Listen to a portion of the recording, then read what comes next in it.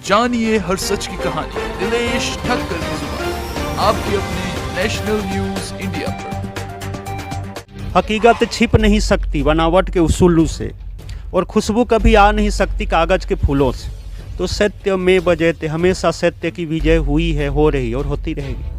जैसे चरित्रहीन व्यक्ति भी बापू के सत्संग में आ जाते थे तो चरित्रवान बन जाते थे। कोई पियक्कर पीने वाले, तो सबके लिए अगर संविधान बराबर है, कानून बराबर है, तो बापू जी के साथ भेदभाव हो रहा है। समय पे न्याय मिलना न्याय है, असमय में न्याय मिले भी तो अन्याय है। शरीर में कई प्रकार की बीमारी है, फिर भी उनको 1 मिनट तक राहत ना देना कितना बड़ा अन्याय है। कम एक इंसानियत के नाते जिन्होंने पूरा जीवन परिवार लगा दिए हैं, ऐसों को अगर हम न्याय नहीं देंगे तो ये कितना बड़ा अन्याय होगा। तो बापूजी तो हर पल हर घड़ी चमत्कार कर रहे हैं, पर समझदार वाले ही समझ पा रहे हैं। फिर भी बापू का ऐसा प्रभाव है कि दिल से बापू को नहीं छोड़ सकते। ऐसे तो लाखों हैं, इससे बड़ा क्या चमत्कार लेंगे। 11 सालों से, उसके पहले भी भयंकर कुप्रचार, तो इतना भयंकर कुप्रचार के बाद भी आज भी करोड़ों भक्त बापू जी के साथ हैं, फिर भी बापू को छोड़ नहीं पा रहे हैं, दिल से भूल नहीं पा रहे हैं। तो इससे बड़ा क्या चमत्कार लोग हैं। तो हर पल हर घड़ी चमत्कार हो रहा है।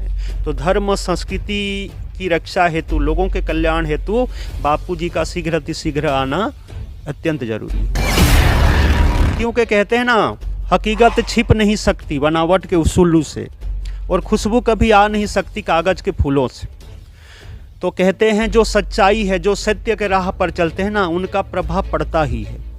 अब कई दीक्षाधारी, कई दीक्षा नहीं लिए हैं, वो भी आते हैं और बड़े भाव से बैठते हैं, सुनते हैं। तो सत्य में बजते हमेशा सत्य की विजय हुई है, हो रही और होती रहेगी। जैसे चरित्रहीन व्यक्ति भी बापू के सत्संग में आ जाते थे तो चरित्रवान बन जाते थे। कोई पियक्कर पीने वाले, उनके घर वाले, रिश्तेदार, रिश्तेदारों के रिश्तेदार मिलकर भी उनको दारू नशा नहीं छुड़वा पाते थे, पर बापूजी के सत्संग में आने से ही दारू छूट जाती थी।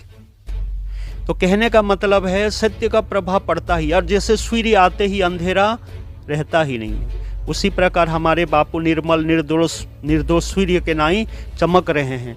तो जो भी दुख अशांति रूपी अंधकार में है, वो भी सामने आ जाए सूर्य के, तो वो भी, उनके भी जीवन उज्जवल हो जाता है। जो गुनाह करते हैं उन्हें तो बेल दे दी जाती है, लेकिन बापूजी को उन्हें 1 मिनट तक के लिए राहत नहीं दी जा रही है। बिल्कुल, ये तो कहा गया है संविधान सभी के लिए बराबर है। तो सबके लिए अगर संविधान बराबर है, कानून बराबर है, तो बापूजी के साथ भेदभाव हो रहा है। समय पे न्याय मिलना न्याय है, असमय में न्याय मिले भी तो अन्याय है। तो बापूजी एक इतनी उम्र में, जो लगभग 50 सालों से लोगों के हित के लिए रात दिन लगे हुए हैं, और उनके वयस उम्र को देखा जाए और शरीर में कई प्रकार की बीमारी है, फिर भी उनको 1 मिनट तक राहत ना देना कितना बड़ा अन्याय है।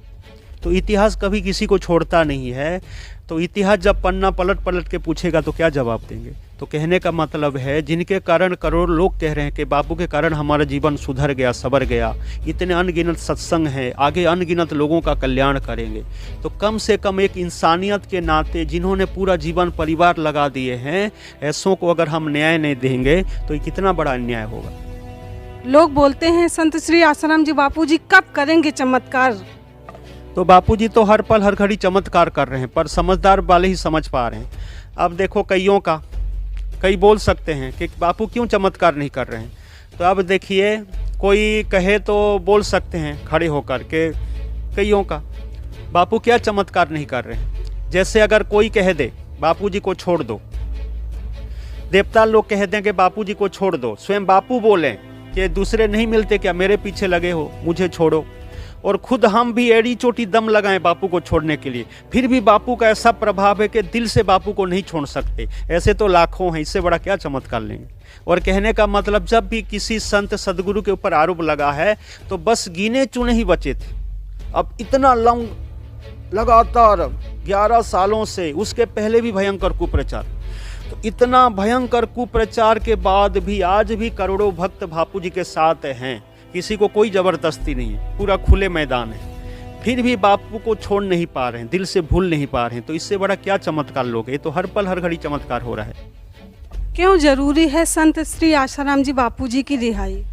इसीलिए जरूरी है कि सत्य धर्म संत सदगुरु के कंधे पर विराजमान रहते हैं, कि बापूजी परम हितैषी हैं, धर्म संस्कृति को बचाने के लिए लगे हैं। और सृष्टि के पहले से ही सनातन धर्म है। ये धर्म है तो सृष्टि है, ये धर्म नहीं तो फिर सृष्टि नहीं रह पाएगी। तो इस धर्म को इस धर्म सत्य को बापूजी कंधे पर लेकर आगे चल रहे हैं। तो संत हैं, भगवंत हैं, तभी धर्म संस्कृति है। तो बापूजी इस धर्म संस्कृति रक्षा हेतु बाहर आना उनका जरूरी है। अंदर रहकर भी कर रहे हैं, बाहर आएंगे तो बिल्कुल दूर दूरांतर देश विदेशों में जाकर इसी धर्म संस्कृति के ध्वजा को लहराते थे और आगे भी लहराएंगे। जैसे शिकागो में 1893 में स्वामी विवेकानंद जाकर सनातन धर्म संस्कृति के ध्वजा लहराए थे। 100 साल बाद हमारे पूज्य बापूजी, तो उनको ही सनातन धर्म के मुख्य रूप में 1993 में भेजा गया था। तो ही धर्म संस्कृति के रक्षक हैं। श्रीधर स्वामी जैसे बोले हैं, बापू साक्षात धर्म के स्वरूप हैं। तो धर्म संस्कृति की रक्षा हेतु, लोगों के कल्याण हेतु बापूजी का शीघ्र अतिशीघ्र आना अत्यंत जरूरी है। जानिए हर सच की कहानी दिनेश ठक्कर की जुबान, आपके अपने नेशनल न्यूज इंडिया।